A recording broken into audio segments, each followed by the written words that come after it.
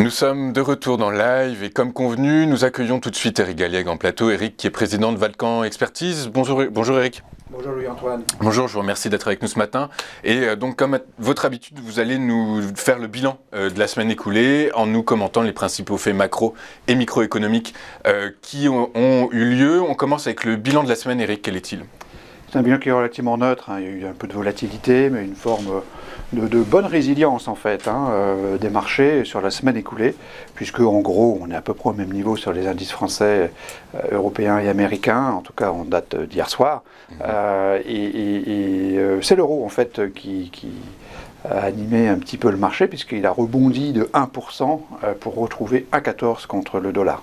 Ok, très bien. On continue avec l'actualité macro dans un premier temps, et puis donc cette information que tout le monde a vue, l'inflation américaine qui prend 7,5% sur un an, la hausse la plus marquée depuis 1982.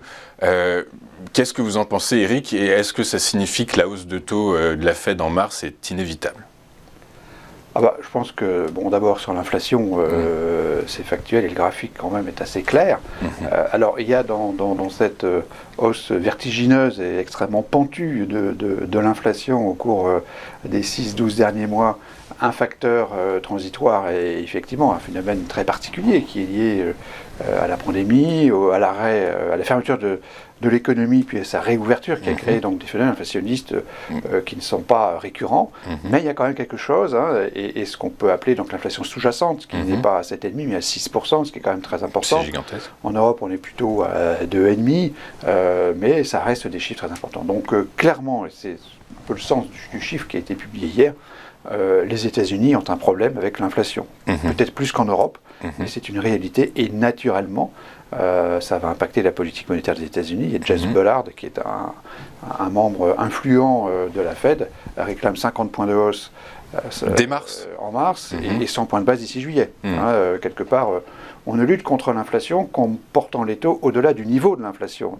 Alors, je ne dis pas que les taux vont aller à 7,5%, mais tant qu'on sera en dessous de l'inflation, même si on la calcule d'une façon normative, si on la projette à un an, ça reste des niveaux élevés. Donc il faut que les taux montent, et ils vont monter. Ils sont en train de monter, ils vont continuer de monter.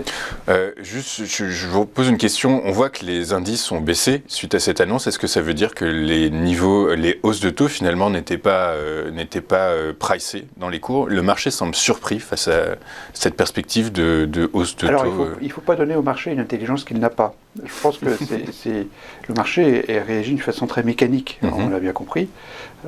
Bien sûr, les taux ont progressé. Ils progressent depuis plus d'un an, les taux d'intérêt. Et la bourse progresse avec les taux. C'est un phénomène qui n'est pas nouveau, qui arrive de temps en temps. C'est la troisième fois en 25 ans qu'on a ce phénomène, pendant plus d'un an. Et c'est un phénomène bien connu. Il y a un facteur commun entre la hausse des taux et la hausse du prix des actions, c'est la conjoncture économique, c'est la croissance. Croissance en volume et croissance en prix. Et donc c'est pas nouveau. Donc c'était pricé ou pas, non, on ça n'en sait l'était rien. pas a priori. Non, c'est pas pricé. On va le voir dans les semaines et les mois qui viennent. Même dès aujourd'hui, on verra probablement dès aujourd'hui.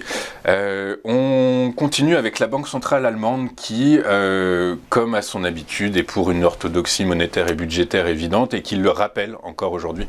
Alors, M. Weimann a été remplacé par M.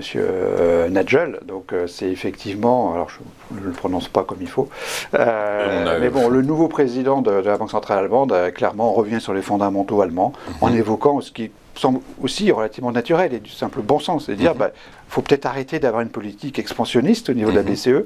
Alors, je rappelle que la BCE, comme la Fed, encore aujourd'hui, encore en ce moment même, achète des actifs sur les marchés.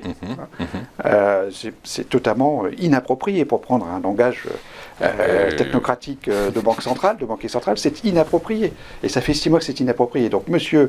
Nagel, effectivement, il nous dit qu'il faudrait peut-être arrêter d'avoir une politique trop expansionniste pour la BCE, et puis il faut peut-être aussi, en termes budgétaires, qu'on revienne un petit peu aux fondamentaux, qu'on arrête d'ouvrir les déficits, ce qui replace l'Allemagne dans son rôle traditionnel d'opposition finalement avec l'Europe du Sud, France plus Italie, qui évidemment n'en cesse de vouloir invalider les engagements de Maastricht et de vouloir justifier et pérenniser des déficits budgétaires importants. L'inflation en Allemagne est à 4,9%, l'inflation en France 2,9%. On comprend que la BCE finalement hésite d'une certaine façon. Alors c'est le problème d'une banque centrale qui doit gérer plusieurs États au sein donc de la zone euro. C'est pas nouveau, pas nouveau, et probablement c'est un sujet qui va revenir sur le devant de la scène parce que l'Allemagne prêche pour sa paroisse en disant ça. C'est toujours plus compliqué de gérer la rareté que de gérer l'abondance. Ouais. C'est bien ce qui se passe en fait. Et donc quand l'abondance est là, eh bien les divergences au sein de la zone euro se gomment. Lorsqu'il y a un péril commun qui est la pandémie, on sait gérer.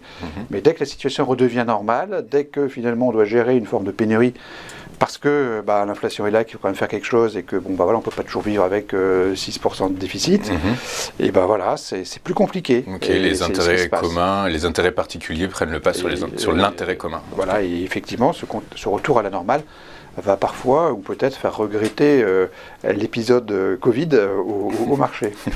On verra bien. On poursuit avec les excellentes publications des entreprises. Alors, c'est vrai que américaines comme européennes.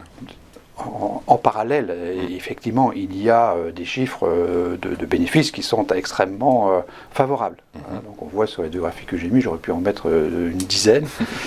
Sur les révisions de bénéfices, donc les grandes entreprises françaises qui sont très positives, on voit bien que les bâtonnets sont très positifs, et notamment au niveau de Total, au niveau de BNP Paribas, au niveau de LVMH. On est sur c'est le résultat net. Résultat net, donc des révisions de bénéfices 2022 et 2023. Donc on est vraiment dans le prospectif, c'est même pas 21. C'est juste que en général, dans le prolongement des ajustements de publication, on remet à jour les prévisions des exercices suivants. Et donc là, elles sont révisées en très forte hausse. Donc c'est vrai que de ce point de vue-là, ça vient compenser et ça peut expliquer pourquoi finalement la bourse est restée relativement sereine, très résiliente, parce que y a des profits qui sont très importants.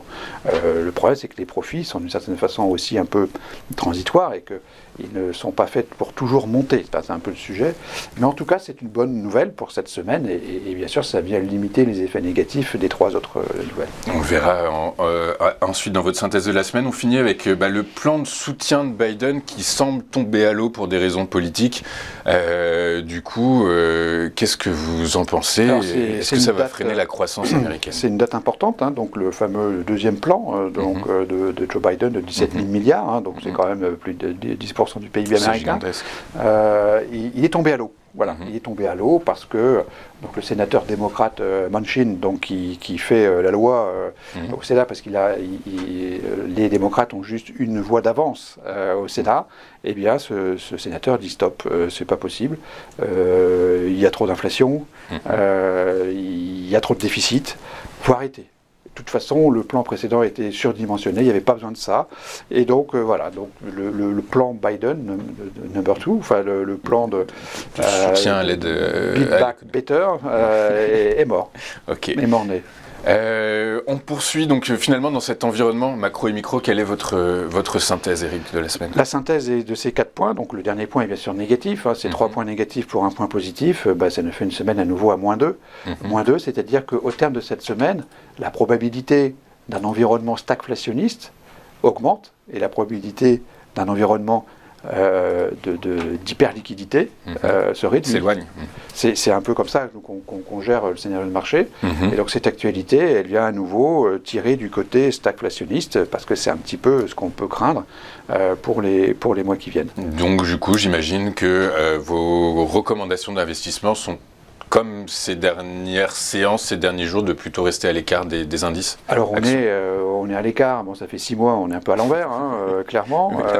On est à l'envers pour des raisons qu'on connaît bien, c'est-à-dire qu'il y a toujours effectivement cette période au cours de laquelle les taux montent avec les prix. Alors certes, on aurait pu le dire avant, mais c'est vrai que l'évidence du changement de politique monétaire qui est connue depuis le mois de septembre-octobre dernier, notamment, auquel il faut rajouter le choc pétrolier qui continue, c'est un sujet majeur aussi, font que, oui, on considère qu'il y a du danger aujourd'hui sur les marchés, actions, et qu'on ferait bien mieux, même sans remettre en cause une tendance qui pourrait rester positive, une correction de 10%, ça serait quand même la moindre des choses. D'accord, ok. On verra ça avec Antoine Quesada juste après, qui va nous parler d'analyse technique. Je vous remercie beaucoup, Eric, d'avoir été avec nous ce matin. Je vous libère vite et je vous donne rendez-vous la semaine prochaine pour un nouveau 80 points stratégiques. On va marquer une nouvelle pause, mais juste avant, on va faire un petit détour par la Bourse de Paris. La Bourse de Paris qui a ouvert en baisse de moins 0,78% à 7046 points. A tout de suite sur TV Finance.